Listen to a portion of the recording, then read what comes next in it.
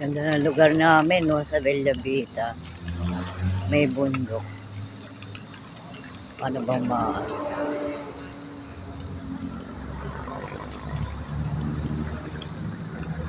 diba? Bundok.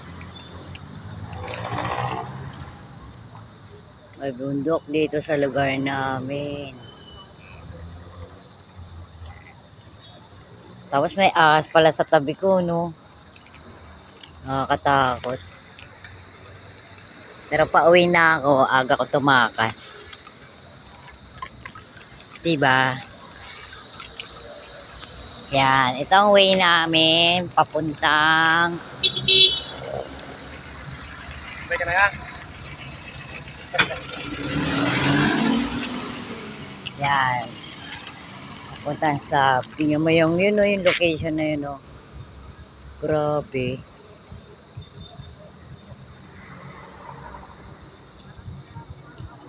Bundok na bundok. Yan.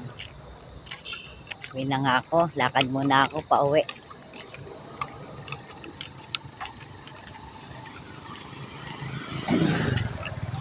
Yan ang phase 2.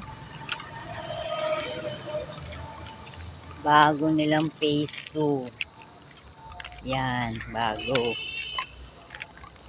Kami phase 1. Phase 1 kami. Ano ba yan? Gasolina ba yan o langis?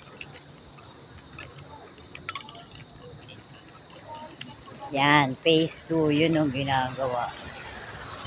Yan, phase 2. Ginagawa. Tapos dito kami sa phase 1. Kaya ako nag-video, medyo maliwa-liwanag pa pag-uwi ko.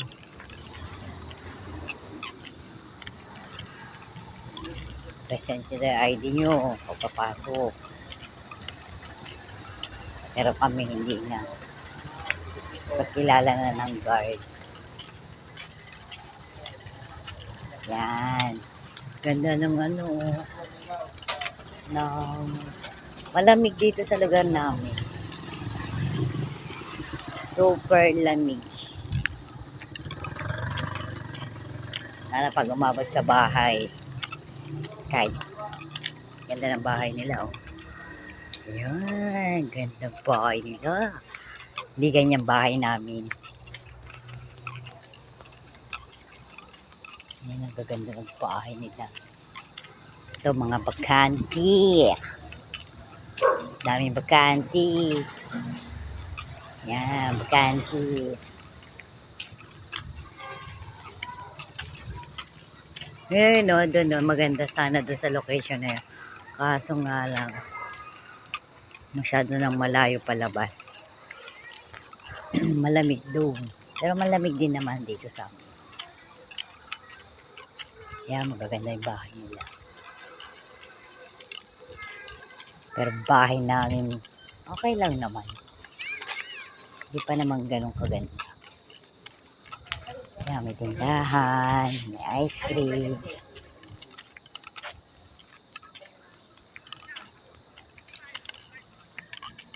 Ang harapan namin wala pang mga halaman o kanilang kaganda.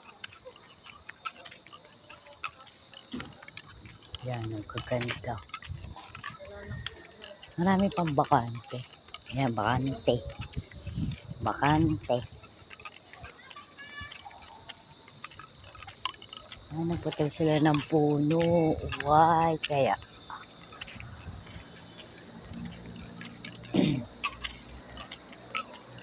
Uy na. Nakakapagod kasi.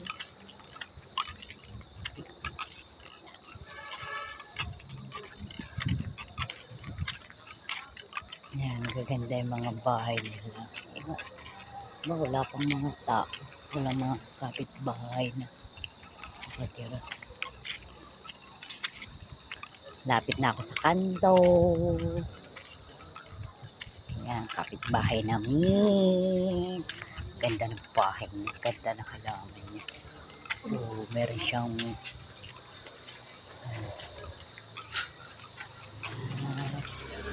dito sa amin.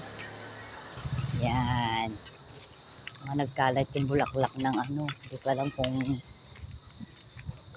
anong puno yan. Laging naglalagas.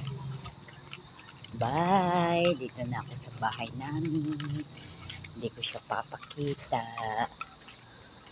Bye! Bye-bye!